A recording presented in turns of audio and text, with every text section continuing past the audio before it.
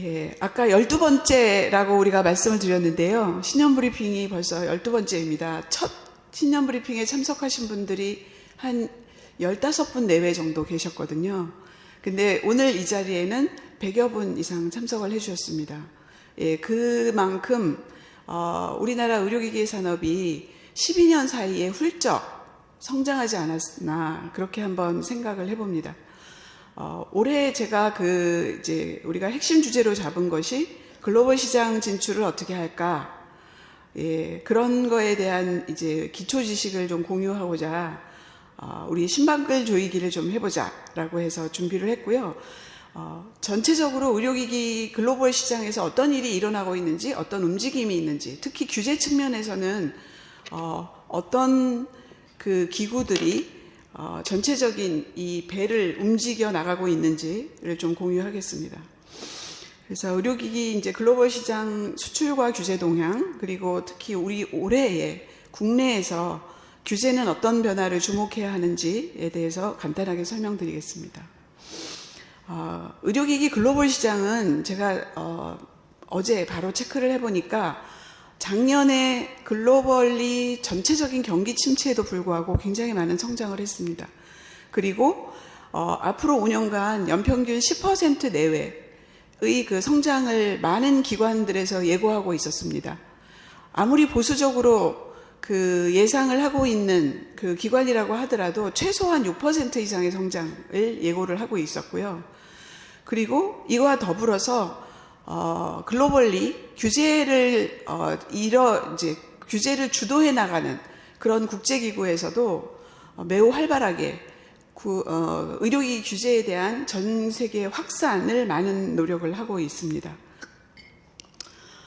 작년의 결과를 가지고 앞으로 5년을 이렇게 그 예상한 자료를 보면은요, 연평균 9.8% 성장을 예상을 하고 2024년 작년에 우리 1175조 원이라고 하는 게 이제 전체적인 글로벌 시장 규모입니다. 저희가 보통 이제 상상할 수도 없는 굉장히 큰 수인데요. 5년 만에 1885조 원의 시장이 될 것이다 라고 많은 그 기관에서 예측을 하고 있었는데요. 이 숫자는 뭐냐면 5년 동안 710조라고 하는 시장이 늘어나는 거고, 710조의 시장은 우리나라 시장이 약 10조 내외 정도 되거든요. 70배 정도의 시장이 더 생긴다 라고 하는 그런 의미입니다.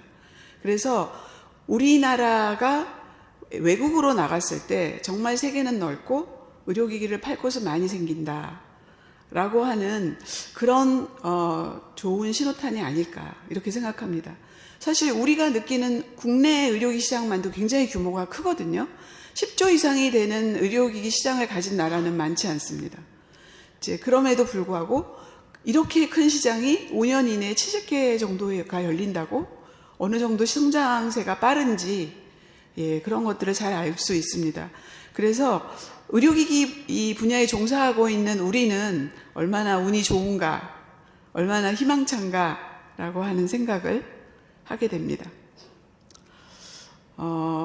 많은 그 기관의 의료기기 시장에서의 그 예측을 보고 좀 공통적인 걸 좀 뽑아보니까요. 성장을 견인하는 요인은 우리가 다 알고 있는 전 세계적으로 고령 인구가 굉장히 증가하고, 또 의료시설에 대한 접근력이 좋아지면서 진단의 건수가 증가하는 것, 그리고 특히 인공지능이 적용된 의료기기가 세계를 확산된다라고 하는 게 의료기기 시장을 성장을 이끌어가는 굉장히 중요한 요소가 되다라고 많은 기관들이 예측하고 있습니다. 그리고 만성질환 증가, 그리고 전 세계적으로 코비드 이후에 국가가 나서서 공공의료의 환경을 개선하고 있는 점이 의료기기 성장을 많이 주도할 것이다 라고 하는 그런 예측이 있었습니다.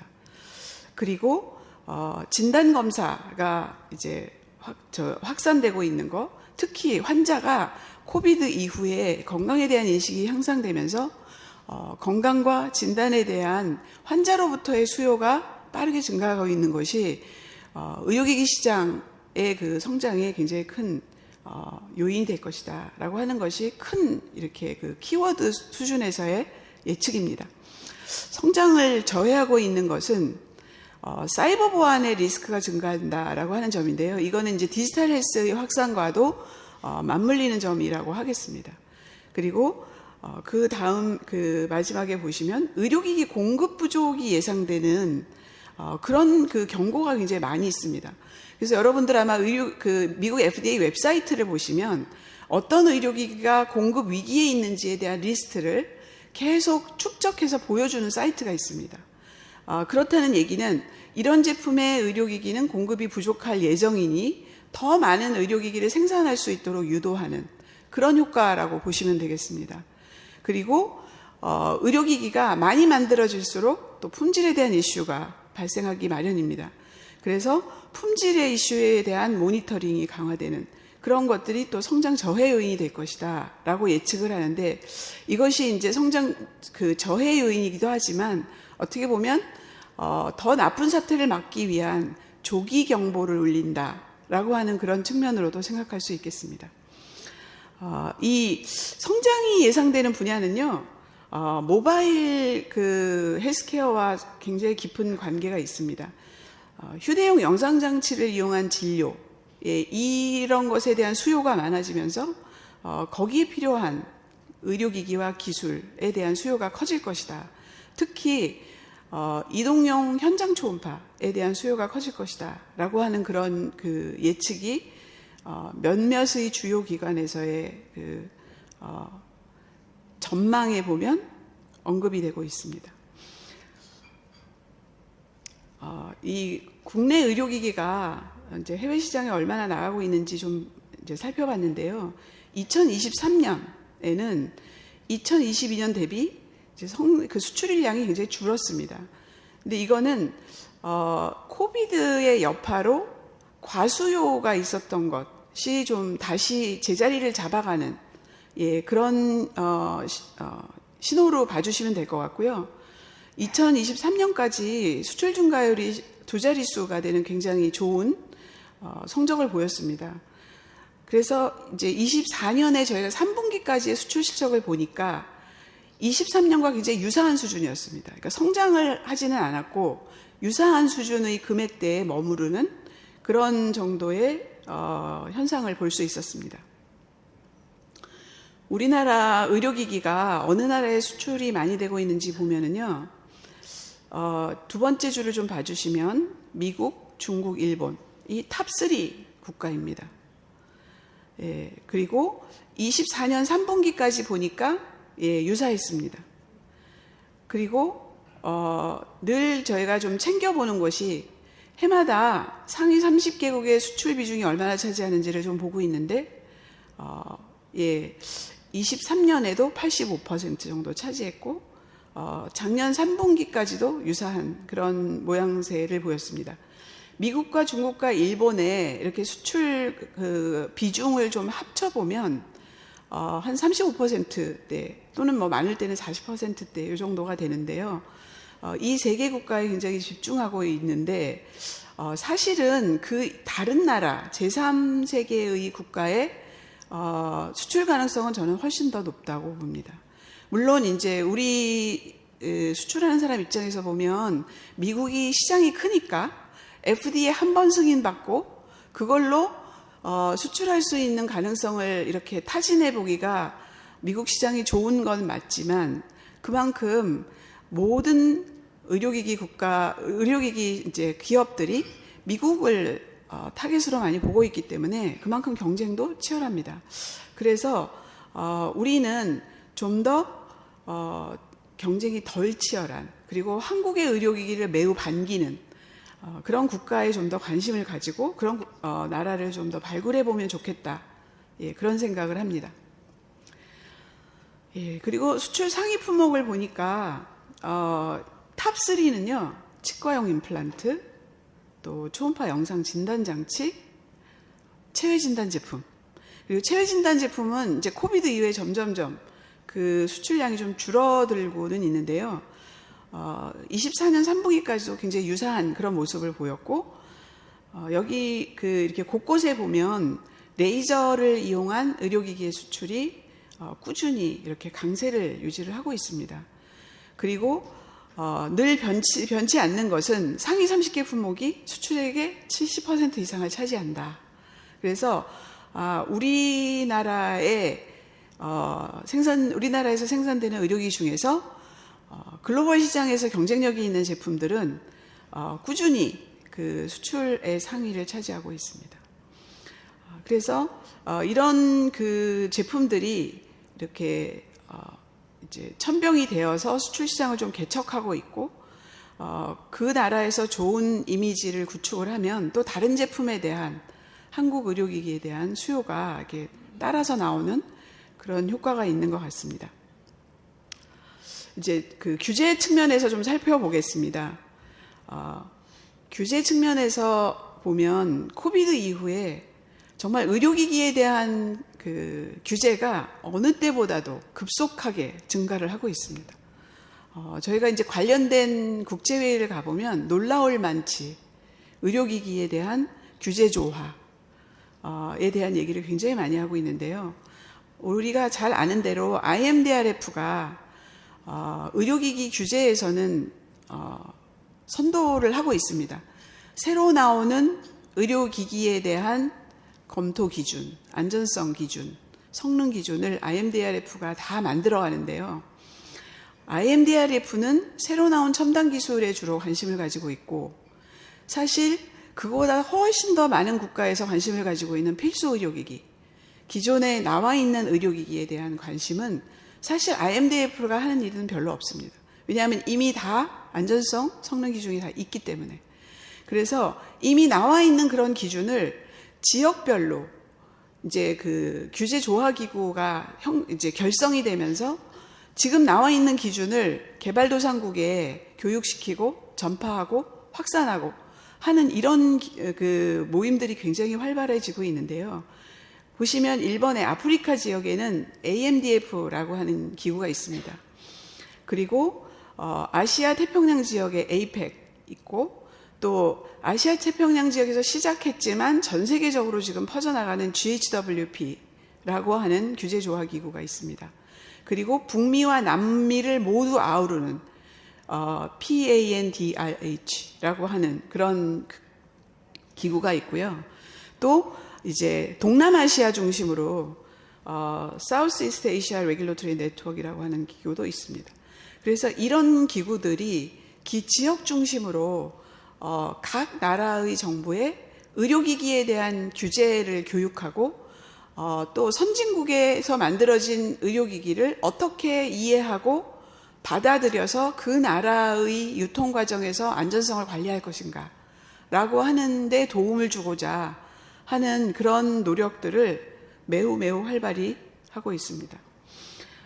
우리나라가 참여하고 있는 기구는 2개 있습니다. IMDRF가 있고 GHWP가 있습니다.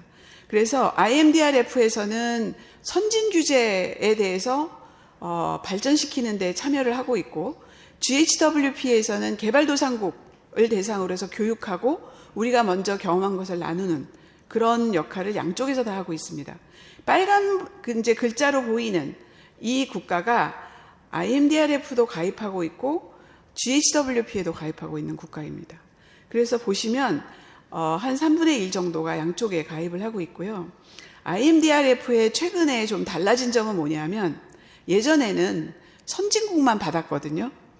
의료기기를 잘 만들고 의료기기에 대한 지식이 높은 그런 국가들을 중심으로 IMDRF에서 받아들이고 사실 개발도상국에는 별로 관심이 없었어요.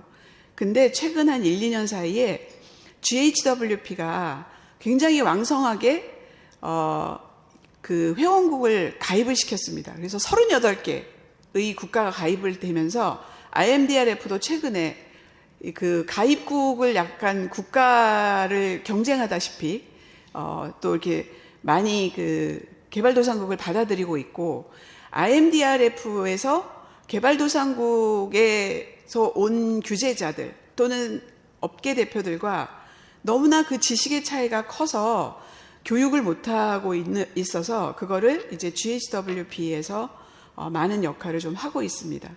그래서 이제 여러분들이 자료를 보실 때 IMDRF에서 나오는 선진 규제에 대한 내용과 또 GHWP에서 나오는 개발도상국을 위한, 그렇지만 우리에게도 여전히 매우 유용한 내용들이 많아요. 의료기 규제에 대한 기본적인 컨셉, 아주 간단한 설명, 쉬운 말로 설명, 이런 것들은 GHWP에서 나오는 가이드라인이 매우 도움이 많이 됩니다. 그래서 이 양쪽에 그 나오는 가이드라인을 많이 활용해 주셨으면 좋겠습니다. 이 두 개 기관에서 주로 현재 어떤 일을 하고 있는지를 보면 앞으로 규제가 어떻게 발전될 것인가, 내가 어느 분야의 규제의 변화를 유심히 봐야 하는가를 알 수 있습니다. IMDRF에 보시면 이제 그 가이드라인을 개발해 나가고 있는 주제가요, 인공지능과 기계학습, 또 체외진단 제품에 대한 임상 자료, 또 우수 그러니까 우수 규제 검토 기준을 이제 정립하는 거, 또 품질 경영 시스템, 시판 승인 제출 자료를 세계적으로 공통적으로 만드는 거, 소프트웨어 의료기기에 대한 규제, 또 부작용에 대한 규제, 이런 것들입니다. 이제 맨 마지막에 보이는 부작용에 대한 용어를 통일하려고 하는 것은 각 정부가 수집한 부작용에 대한 보고를 글로벌 데이터로 만들겠다라고 하는 그런 큰 비전이 있습니다. 그래서 일단 용어부터 통일을 하자라고 하는 그런 작업을 해나가고 있습니다. 오른쪽에 보시면 GHWP가 개발도상국에 도움을 주기 위해서 어떤 가이드라인을 만들고 있는지를 좀 볼 수 있는데요. 여기 좀 작은 글씨로 보이는 것이 지난 12월에 쿠알라룸푸르에서 있었던 GHW 애뉴얼 미팅에서 채택한 가이드라인 제목들입니다. 예를 들면 전자사용상의주의, EIFU라고 저희가 부르죠. 체외 동반 진단 제품, 또 시판 후 정보를 모아두는 곳, 품질 경영 시스템에 대한 위험 기반 접근 가이던스, 또 의료기기 제조자 공급자에 대해서 이제 오디트를 하는 가이던스, 이런 것들이 쭉 되어 있고, 맨 마지막에 보시면 UDI 규칙에 대한 가이드라인이 있습니다.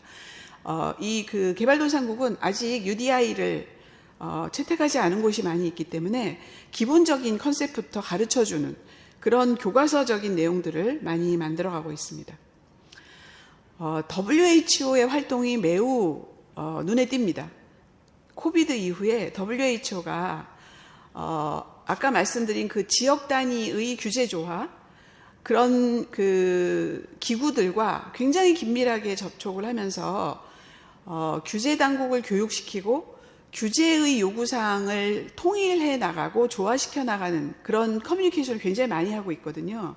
그리고 WHO는 사실 의약품이나 백신에 관심이 있었지 의료기기에 별로 관심이 없었어요. 근데 코비드를 지나면서 진단키트부터 시작해서 의료에 관심을 가지기 시작했습니다. 그래서 그 작년 12월에 여기에 보시는 WHO 글로벌 벤치마킹 툴이라고 하는 거를 발표를 했거든요. 이거는 뭐냐면 주로 개발도상국 정부를 대상으로 국가가 의료기기에 대한 규제 시스템을 가지려면 어떤 일부터 해야 하는가 하는 것들을 가르쳐주는 그런 교과서입니다. 500페이지가 넘어요. 굉장히 많은 내용이에요. 그런데 이거를 가지고 이제 WHO가 활용을 하고자 하는 그 방향은요, 체외 진단부터 시작해서 공장 실사를 WHO가 인증하는 시스템을 가지고 가겠다. 그러니까 이제 백신 같은 데는 우리나라의 이제 그 뭐 유바이올로직스 같은 데가 대표적으로 WHO의 그 PQ라고 하죠. 프리퀄리피케이션을 받은 그런 기업이거든요. 그래서 WHO의 프리퀄리피케이션을 받으면 그거 자체가 개발도상국에 들어갈 수 있는 등록과 비슷한 그런 효과가 있습니다. 그리고 특히 WHO가 구입해서 개발도상국에 나눠주는 백신이라든가 의약품이라든가 그런 것들의 기본적인 자격 적합성을 부여받은 그런 이제 제도인데요. 체외 진단 제품부터 프리퀄리피케이션을 이제부터는 WHO도 하겠다 하는 그런 의지를 많이 발표를 하고 있고, 앞으로는 필수 의료기기에 대해서 WHO가 이런 역할을 적극적으로 하겠다. 그리고 특히 앞으로 또 미래에 다가올 팬데믹을 위해서 그런 걸 준비하겠다라고 하면서 매우 적극적인 활동을 하고 있습니다. 그래서 이런 것들을 이제 살펴보시면 우리가 개발도상국에 의료기기를 수출할 때 개발도상국의 그 규제자들은 어떤 내용을 보고 어떤 내용을 교육받고 있는지, 이런 것들을 좀 알 수 있고, 만약에 모른다면 WHO는 아주 기본적인 것만 지금 제시하고 있거든요. 그래서 이런 것들로 출발로 해서 이렇게 우리가 수출 대상국의 규제에 맞춰 나가는 그런 준비를 해나가면 되겠습니다. 국내 의료기 규제는요, 딱 한 가지만 좀 살펴보시면 될 것 같습니다. 디지털 의료제품법의 시행인데요. 24일, 이번 달 24일입니다. 디지털 의료제품법은 세계 최초로 우리나라가 만들었어요. 그래서 의료기기와 의약품을 다 포괄하는 그런 법이고 매우 신기한 법입니다. 의료기기와 소프트웨어 특성에 맞는 그런 허가와 관리 체계를 이제 도입하기 위해서 이제 만든 건데요. 특별한 이제 몇 가지를 좀 먼저 살펴보면, 소프트웨어 특성에 맞게 어떤 거는 좀 쉽게 하고 어떤 거는 조금 까다롭게 한 그런 특성들이 있습니다. 특히 소프트웨어는 시판 후에 자주자주 변경해야 되는 그런 그 필요가 있기 때문에 빠르게 수정하고 빠르게 업데이트할 수 있는 규제 시스템으로 만들고자 이러한 그 기반을 좀 만들었고요. 또 이제 시판 전에 소프트웨어를 안전성 효율성을 검토하는 것도 한계가 있기 때문에 회사의 내부 통제 시스템에 의존해서 신뢰성 기반으로 인정해주는 이런 품질 경영 시스템 중심으로 규제를 하는 기존의 그 의료기기 규제 시스템과는 좀 다른 시스템으로 좀 전환해 나가고 있습니다. 그래서 지금까지 이제 살펴보시면 법만 확정된 상태이고요. 시행령, 시행규칙, 고시까지가 모두 다 지금 이제 예고가 되어 있는 상태고, 이제 의견 수렴을 받고 있는 상태입니다. 그래서 저는 여기까지 이제 좀 전반적으로 우리가 관심을 가져야 할 분야의 키워드 수준에서 제가 좀 말씀을 드렸고요. 이제 이후에부터 저희가 이제 디지털 의료 제품이 실제로 우리 사업에 어떤 임팩트가 있는가라고 하는 것을 다음 연자를 모셔서 또 듣도록 하겠습니다. 네, 감사합니다.